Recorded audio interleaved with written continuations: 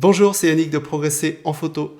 Alors aujourd'hui, on va parler des action cam, des petites caméras comme celle-ci. Et vous allez voir que ça peut être un complément vraiment très intéressant de votre appareil photo parce que dans certaines situations, on ne peut pas prendre son appareil photo, soit parce que c'est trop lourd, soit parce qu'on a peur de l'abîmer. Et vous allez voir qu'avec ce type de caméra, on peut ramener de belles images, que ce soit des photos ou des vidéos, et ce dans des situations assez intéressantes. Donc, dans cette vidéo, je ne vais pas faire une présentation, une review de ces appareils. Il y en a déjà pas mal qui existent sur le web. Là, j'avais vraiment envie de vous montrer ce qu'on peut faire avec ça, ce qui peut être intéressant de faire. Donc, on va voir certaines séquences que j'ai faites ou des vidéos que j'ai récupérées sur la chaîne d'Insta pour vous montrer un petit peu les différents angles et possibilités qu'on peut avoir avec ce type de produit.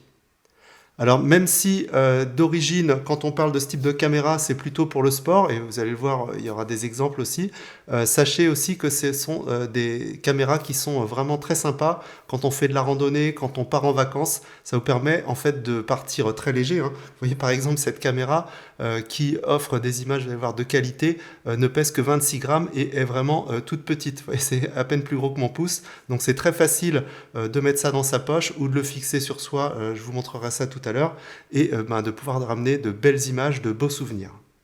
Alors petite précision quand même si Insta m'a envoyé ces deux caméras, la vidéo n'est pas sponsorisée, je ne suis pas payé, ils m'ont juste envoyé le matériel. Alors il existe plein d'autres matériels, que ce soit chez Insta ou chez d'autres. Là j'ai choisi ces deux modèles parce que y en a un qui est vraiment très petit, qui va être sympa dans certaines situations, et une autre parce que c'est une caméra 360. Et là, vous allez voir aussi que c'est assez génial parce qu'on peut choisir le point de vue qu'on veut. Ça filme en 360, ça prend des photos en 360.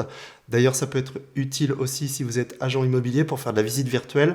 D'ailleurs, je vais faire une vidéo sans doute la semaine prochaine sur ma chaîne Formation pour les pros, si vous ne la connaissez pas, où on va voir ça dans le cadre de l'utilisation de l'immobilier. Donc, on va s'attarder sur ces deux types de caméras et je vous propose de commencer tout de suite, de voir très rapidement les caractéristiques et ensuite de voir des exemples de ce que vous pouvez faire avec ce type de caméra et ce que ça donne aussi sur l'ordinateur.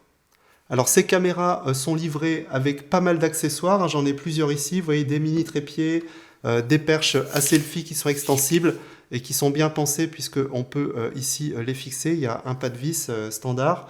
Vous avez aussi, hop, vous voyez un peu comme sur les GoPro, des systèmes pour les fixer sur tout ce que vous voulez. Donc on va voir, je vais pas tout vous détailler les accessoires, je préfère vous les montrer en situation. Donc dans quelle situation vous pouvez utiliser tel ou tel accessoire, comme ça ce sera plus concret, puis ce sera surtout plus sympa à regarder. Voilà.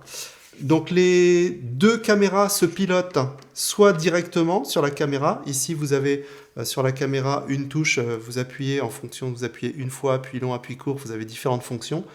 Donc voilà. Ici, vous pouvez aussi la piloter à partir d'ici. Et la différence par rapport à la petite caméra, c'est qu'ici, vous avez un écran tactile donc, qui permet de contrôler un petit peu ce qu'on va voir. Donc ça, c'est assez pratique. Vous voyez, si j'enlève ici, voilà, ça permet de voir un peu ce qu'on fait et d'avoir un menu tactile ici. Donc je ne vais pas vous faire tout le détail. Hein. J'ai des confrères qui ont déjà fait ce type de vidéo. L'objectif aujourd'hui, c'est vraiment de vous montrer ce qu'on peut faire avec ce type de caméra. Qu'est-ce que je voulais vous dire? Donc ça se pilote directement sur la caméra. Si vous avez la petite caméra, la Go 2, vous pouvez la piloter à partir de ce boîtier. Donc vous la mettez dedans et ensuite, hop, vous l'allumez et ça va se connecter. Vous pouvez choisir différents modes, choisir les options. Et vous pouvez aussi, bien sûr, la piloter à partir de l'application du téléphone, donc qui est vraiment bien fichu. On peut tout contrôler. Donc ça peut être intéressant quand par exemple vous allez faire des vues de loin. Donc typiquement de la visite virtuelle, vous allez vous cacher, ça prend la pièce. Si vous voulez faire un paysage en 360 sans que vous soyez dessus, vous allez vous cacher derrière un rocher et vous déclencher en Wi-Fi. Vous pouvez aussi poser par exemple une petite caméra à un endroit où des animaux passent et puis vous vous déclenchez à distance. Comme ça, c'est plus facile pour avoir des clichés intéressants. Voilà, c'est vraiment bien pensé. Et ce que je vous propose de faire, c'est de voir tout de suite tout ça en action, les différentes possibilités. On se retrouve sur l'écran. Alors je vais vous montrer quelques séquences issus de vidéos que j'ai trouvées sur la chaîne d'Insta360. J'en ai regardé plein, j'ai coupé des morceaux, je vous ai gardé vraiment des morceaux qui sont intéressants pour illustrer un petit peu ce que vous pouvez faire et vous donner des idées. Alors il y a des images avec l'Insta One X2, donc 360, donc la caméra 360, et avec la petite Go 2. Et moi-même j'ai fait aussi des images avec ces deux caméras, et je vais vous montrer ce que ça donne. Et surtout ce qu'on peut en faire en utilisant le logiciel. Vous allez voir notamment quand on utilise une caméra 360, on peut choisir l'angle de vue et faire des photos très très originales, ainsi que des vidéos bien sûr. Alors c'est parti. Alors il y a pas mal ici de vidéos d'action, mais vous allez voir aussi d'autres types d'utilisation. Alors si vous n'êtes pas trop sportif ou fan de sport extrême, vous pouvez très bien aussi confier la caméra à vos amis ou vos enfants et ramener des images assez intéressantes. Et sinon, vous pouvez aussi utiliser ça, vous allez voir, dans plein d'autres situations, que ce soit en faisant de la cuisine avec vos animaux, en vacances. Donc voilà, ça permet de partir léger et de ramener des photos originales. Donc c'est un outil qui est vraiment sympa en complément d'un appareil photo. Allez, assez parlé, je vous montre des exemples d'utilisation, puis je vous les commente.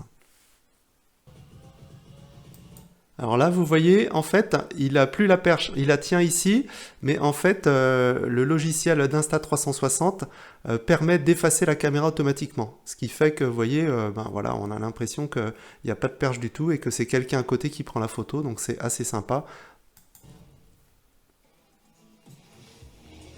Voilà, je vous montre différents exemples.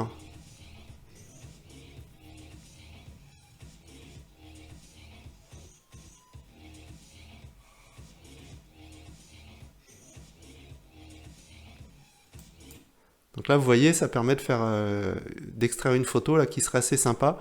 Et ça, c'est déjà plus compliqué à faire avec un appareil photo. Il faut déjà quelqu'un qui vous suive derrière, qui a le matériel et qui n'a pas peur éventuellement de le casser. Donc là, voilà, donc une vue assez intéressante. Un autre exemple en vacances, donc là, vous pouvez faire des photos et des vidéos avec un truc vraiment tout petit. Et après, vous les récupérez sur le téléphone, vous pouvez les partager avec vos amis directement, ou alors les ramener à la maison et puis en faire ce que vous voulez. Alors là, j'ai un autre exemple avec de la moto. Donc là, on va avoir des angles qui sont impossibles à avoir avec un appareil photo. Alors l'avantage avec les différents systèmes de fixation, c'est qu'on peut vraiment les fixer partout, avec les petites ventouses adhésives, les perches, on peut les mettre sur les casques, il y a vraiment plein de possibilités. Vous voyez, pour avoir ce type de photo, bon, pas facile. Donc là, vous pouvez aussi ramener des images incroyables de vos vacances. Et là, il montre des petits exemples avec des utilisations à la maison, donc avec le collier aimanté, voilà, vous pouvez avoir pas mal de choses.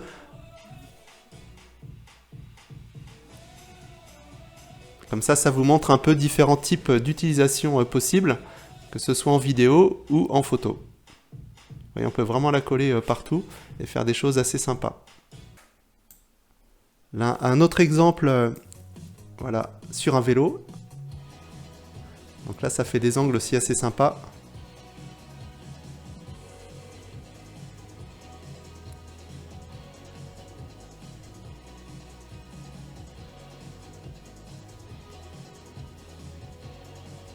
Une petite dernière avec du skate. Donc, vous voyez, on peut avoir des angles incroyables avec du basket.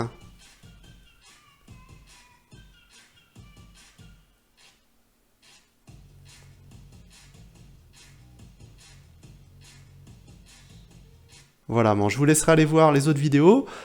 Donc là maintenant, je vais vous montrer deux séquences que j'ai tournées avec les deux caméras différentes, donc en situation, et vous allez voir aussi le logiciel en fait, quand on filme en 360, ça permet de faire pas mal de choses.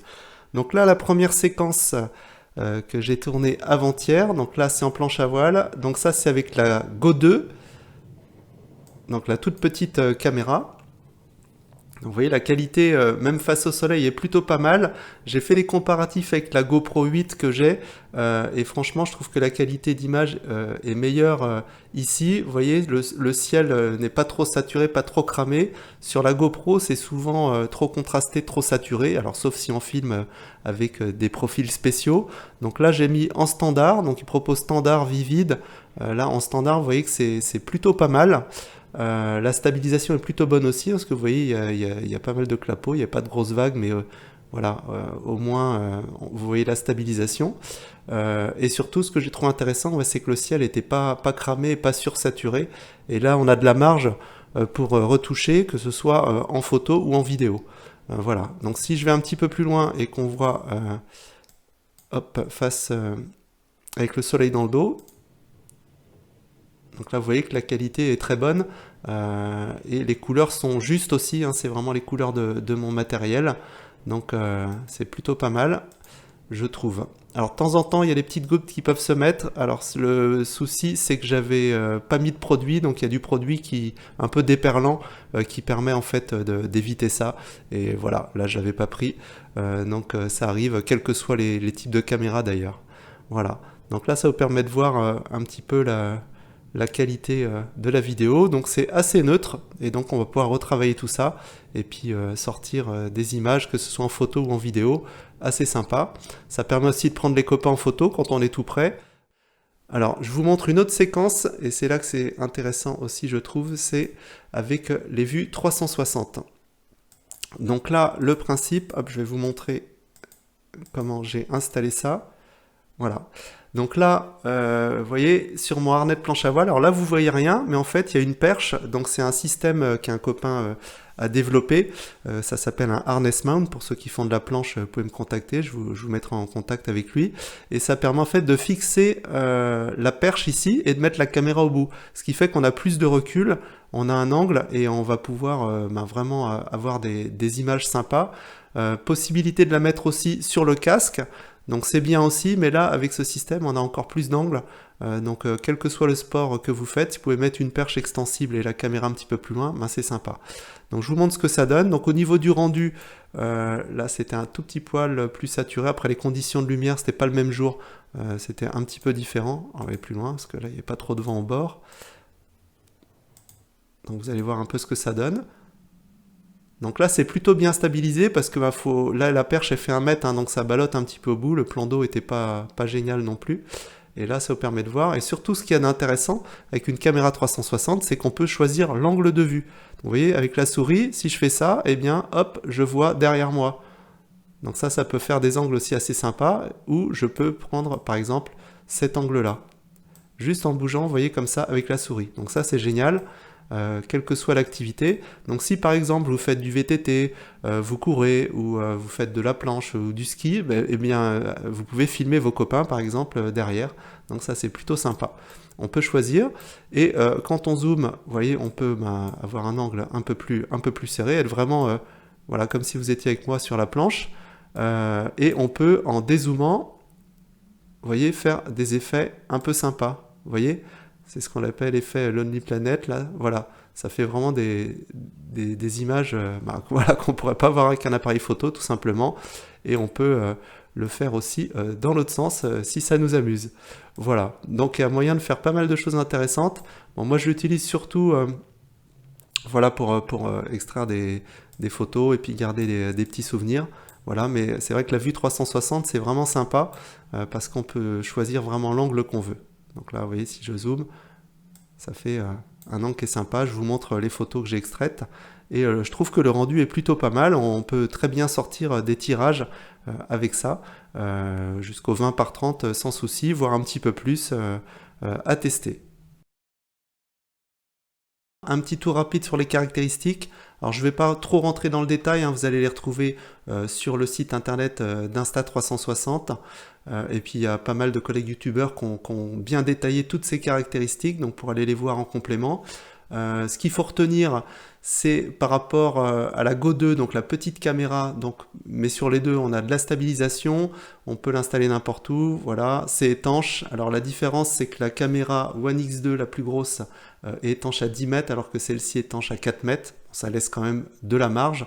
Avec les caméras, vous pouvez faire de l'hyperlapse, des ralentis, on peut la régler à partir de la télécommande, etc. Au niveau de la résolution vidéo, c'est un petit peu moins bon sur celle-ci, mais en fait, ça suffit largement. Vous voyez, on a la Full HD, c'est 1920 par 1080. Donc là, on est entre la Full HD et la 4K et à 50 images par seconde pour faire des ralentis. Donc en ce qui concerne la vidéo, c'est tout à fait correct. Et au niveau photo, on a suffisamment aussi de résolution pour faire des tirages en 20 par 30 sans problème, voire un peu plus grand éventuellement si les conditions de lumière sont bonnes. Donc c'est vraiment bien.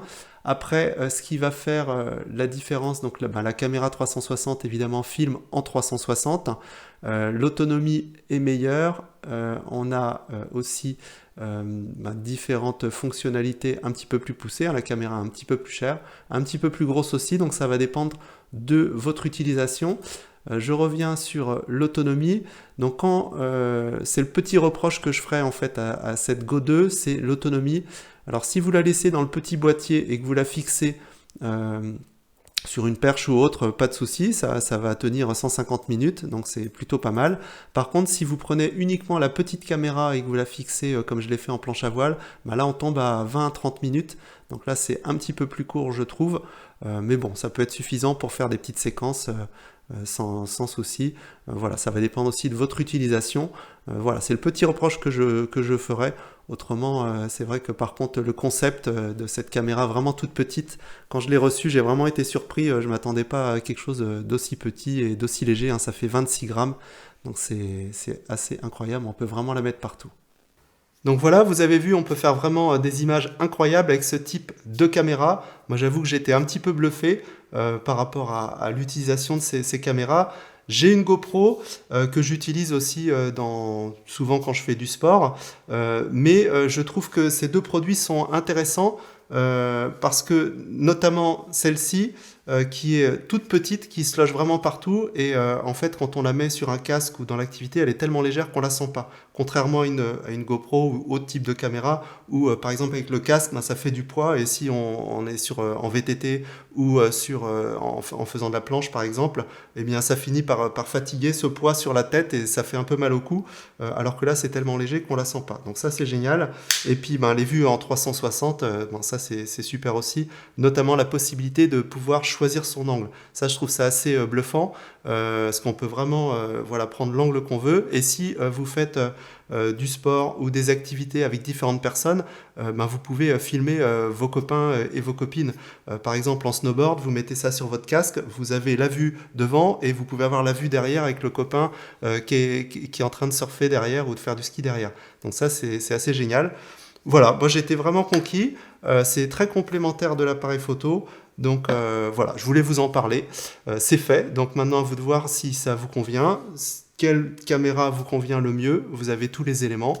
Je vous mets les liens sous la vidéo si vous voulez commander. Et allez voir aussi du côté des accessoires en fonction de vos activités. Ils ont vraiment prévu pour plein d'activités différentes. Et même si c'est pas pour du sport, vous pouvez l'utiliser pour vos vacances ou quand vous voulez vraiment partir hyper léger. Ça se glisse dans la poche et c'est parti.